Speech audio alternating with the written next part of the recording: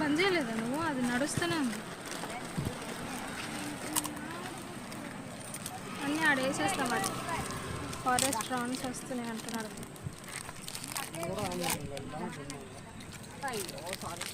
ఇక్కడ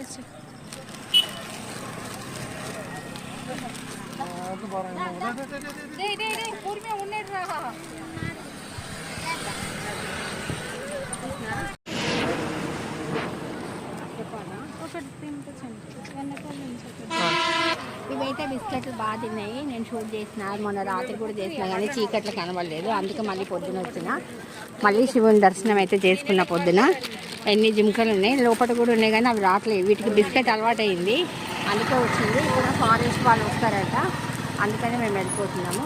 నా వీడియో నచ్చితే లైక్ చేయండి, షేర్ చేయండి, సబ్స్క్రైబ్ కూడా చేస్తున్నాం. శ్రీ మాత్రే నమః.